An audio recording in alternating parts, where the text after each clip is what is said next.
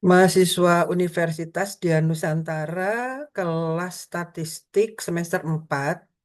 Saya merasa masih ganjel untuk topik, ada 3 topik yang saya masih rasanya belum fix ya, yaitu tentang teori hipotesa kecil, hipotesa besar, dan teori dugaan.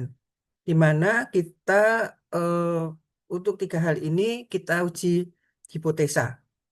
Nah, kemarin saya merasa eh, tidak ada yang bertanya, tetapi sebetulnya banyak yang nggak ngerti.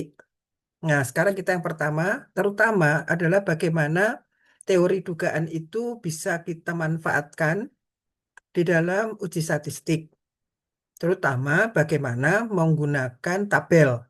Seperti kemarin saya bilang, saya akan share tabel. Nah, untuk yang pertama, saya akan sampaikan teori dugaan yang menggunakan uji hipotesa, uji Z. Bagaimana menggunakan tabel uji Z. Oke, saya share screen-nya. Mudah-mudahan ini akan membantu lebih paham.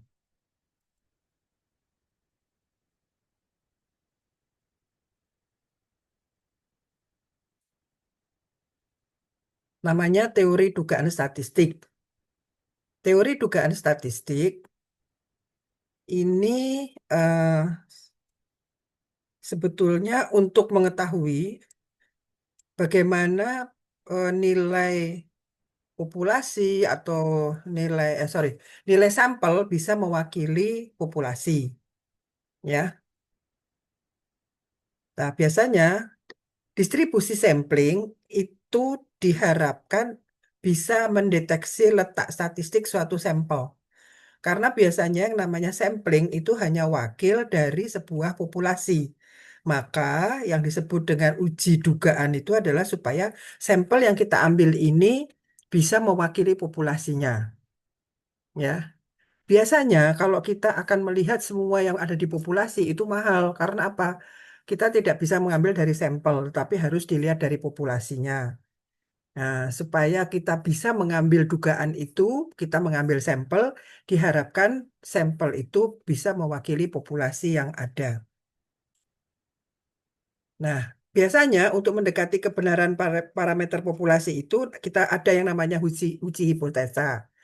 Ya, uji hipotesa itu memutuskan apakah hasil dugaan itu diterima atau ditolak, itu aja. Ya, jadi kita eh, tidak akan memaksakan bahwa hasil penelitian kita itu atau hasil uji sampel itu benar, tetapi kita akan mengatakan bahwa uji sampel itu mewakili populasi atau tidak. Kalau tidak mewakili populasi ya sudah nggak dipakai. Tapi kalau mewakili populasi berarti itu layak pakai, layak guna. Ya, sebetulnya itu. Kenapa kita mengadakan uji dugaan atau hipotesa dugaan. Nah, sebetulnya yang kita harus pahami itu adalah variabel-variabel ini, ya. Kita punya variabel X. Ini adalah rata-rata hitung. Sorry, rata-rata eh, rata-rata nilai. Nah, kita ada yang istilahnya rata-rata hitung. Rata-rata hitung ini adalah pakai rumus. Ini namanya rata-rata hitung. Nah, ada lagi yang rata-rata tabel. Nanti yang kita lihat ada dari tabel. Nah, sekarang gini, interval keyakinan rata-rata hitung itu rumusnya ini. X rata-rata itu adalah rata-rata eh, sampel. Misalnya sampelnya 30, kita jumlah semua nilainya dari apa yang akan kita lihat, dibagi 30, itulah X rata-rata. Nah, kemudian ada plus minus ZU. ZU ini yang nanti akan kita lihat dari tabel. Z-nya berapa? Nah, kemudian Z ini masih harus kita lakukan yang namanya eh, standar deviasi. Ya, standar deviasi dibagi akar jumlah sampel. S-nya standar deviasi. Ini untuk populasi besar. Populasi besar karena apa? N-nya itu N tidak terhingga. Ya, N besarnya ini tidak terhingga. Jadi nggak kita kalikan dengan eh, nilai nilai koreksi. Nah, tapi kalau populasinya terbatas, misalnya 30, 40, 50, ada angka N-nya itu ketemu. Sehingga nanti yang SN ini kita ganti menjadi ini. Jadi nilai SN-nya itu dikalikan dengan N populasi, dikurangi N kecil sampel, Terus kemudian N besar populasi dikurangi satu.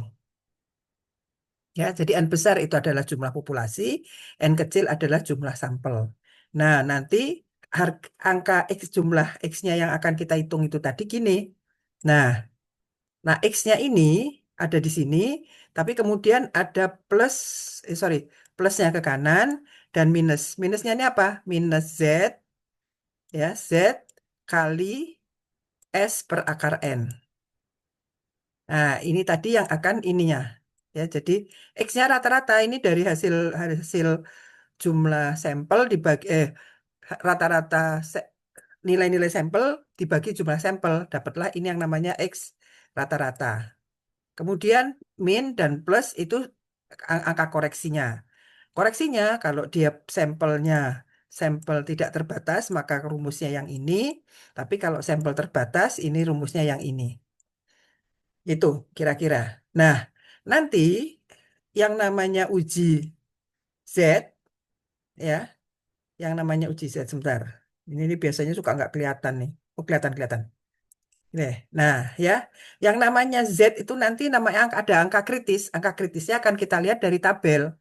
Ini saya sudah sampaikan ininya, ya, angka-angkanya. Jadi sebetulnya gini, kalau kita punya tingkat keyakinan 99%, maka C-nya itu adalah 99, 0,99 dibagi 2. Ya, 0,99 ini dibagi 2, yaitu 0,495 atau tingkat keyakinan 99%, ininya 49,5% atau 0,495. Nanti kita lihat di tabelnya itu angkanya 495 ada apa enggak? Oh, enggak ada. Adanya 4951. Nanti nanti akan saya tunjukkan di tabelnya, ya. Sehingga kita lihat di 4951 ini Z-nya berapa. Nah, mari kita lihat tabel kita. Nih, ya, tabelnya ini. Ini ada yang namanya 4951. Ya, 4951. Nih, 4951 itu di sini. Nggak ada 4950, nggak ada. Karena sebelahnya ini 4949, sebelahnya ini 4952. Oke, kita ambil aja 4951. 4951 kalau kita tarik ke kiri, angkanya adalah 25. Ini 25. Kalau kita tarik ke atas, angkanya 0,08. Sehingga untuk 4951 atau 0,4951, angka Z-nya adalah 258. Kita balik ke sini. Ya, 258. Nah, ini kita kumpulin nih. Nah, 258. Terus kalau misalnya kita keyakinannya 98%, berarti berarti ini apa? Angka kritisnya ini 49. Nggak ada di tabel ini nggak ada. 49 nggak ada. Adanya 4901. Nih, 4901. Ya, 4901 kalau kita tarik ke kiri 23.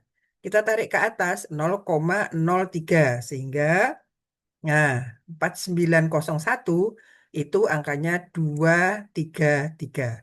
Demikian seterusnya. Kalau Anda mau ngumpulin 95%, 90%, 85%, 80% dari tabel ini, nah kita lihat aja. Misalnya nih lagi satu lagi nih. 85%, ya. Angkanya ini angka kritisnya 4250. Ternyata kalau kita lihat di tabel nggak ada 4250, adanya 4251. 4251. Mana nih 4251? Nih, 4251 ini nih, 4251. Kalau kita tarik ke kiri, ini 14. Kita tarik ke atas 0,04. Jadi 4251 angkanya Z-nya adalah 1,44. Nih, 1,44. Oh, ini salah nih, 1,44. Bukan 114. 1,44. Satu lagi nih 0,8 deh, kita cari 0,8. 0,8 itu 0,400.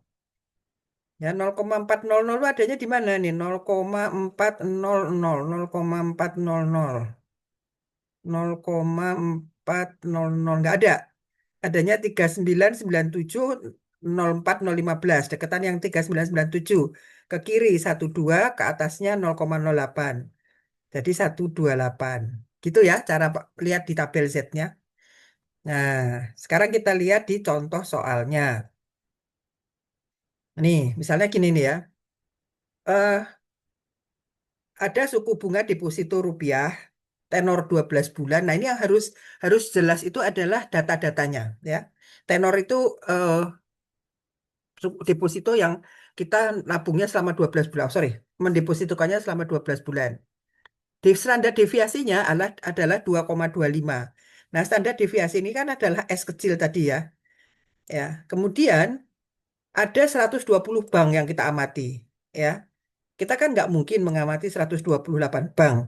Diambil aja sampelnya 10 bank. Nah, makanya E128 ini adalah N besar, yang 10 ini adalah N kecil. Rata-rata suku bunga depositonya ternyata 3,77. Inilah yang disebut dengan X rata-rata. Nah, kita tuh harus bisa menerjemahkan angka-angka yang diketahui ini untuk melihatnya. Ya, kita kepengen tahu apakah memang benar suku bunganya adalah 3,77 lebih besar atau lebih kecil.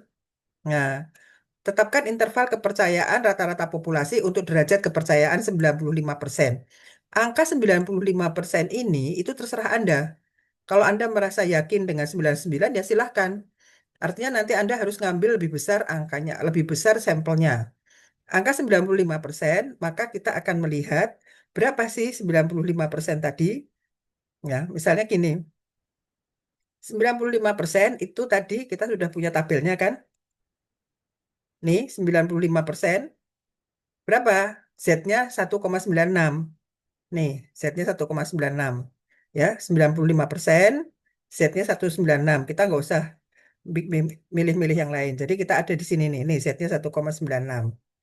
Ya, deviasinya 2,25. N-nya 10, X-nya 3,77, kemudian ini 1,96. Maka kita lihat standar errornya berapa. Karena ini populasinya terbatas, yaitu adalah 128, maka N-nya bisa dipakai. Maka ini kita hitung. Standar deviasi dibagi akar N dikalikan akar N min N, N besar min N, kecil N besar kurang 1. Ya. Nah, kita cari dulu ini. Nah, yang ini, standar deviasi ini tadi adalah 2,25. 2,25 dibagi akar 10. Akar kecilnya akar 10. Dapatlah angka 0,712. Nggak percaya dihitung pakai kalkulator. Kemudian yang akar N min N 128 kurang 10. Kemudian N besarnya 18 kurang 1. 118 dibagi 128 di akar dapat angkanya 0,964. Nah, ini kali ini dapat 0,686. Nah, sehingga berapa sebetulnya mu-nya ini tadi? Berapa sih sebetulnya suku bunga deposito di antara 128 bank ini? Standar errornya adalah 3,77 X rata-rata tadi. Kalau ke kirinya min, ke sininya min, 1,96 dari Z ini kan? Kan tadi rumusnya ini Z plus minus Z yang satu min 1,96 Z kali kali errornya. Errornya adalah 0,686. Nih, mu-nya jadi yang ini 377 plus yang ini min 1,96 kali 0,86. Ini adalah errornya 0,686. Ini adalah Z-nya, Z kali error. Yang ini adalah Z kali error. Yang ini ditambah, yang ini dikurang. Jadi ini, maka suku bunga 128 bank yang kita amati itu adalah antara 2,43% sampai 5,11%. Gitu ya. Jadi nilai suku bunga berkisar antara 2,43% sama dengan 5,11% dengan tingkat kepercayaan 95%. Inilah sebetulnya yang namanya dugaan. Begitu, mudah-mudahan lebih paham terutama cara membaca tabel Z. Jadi tabel Z itu dicari dulu yang di dalam sini, dicari, baru kita tarik ke kiri, tarik ke atas. Untuk mendapatkan nilai Z eh, 3 digit, 2,58. Ya, jadi ini angka 25, kemudian ini angka ketiganya. Oke, insya Allah makin paham. Terima kasih. Assalamualaikum warahmatullahi wabarakatuh. Terima kasih.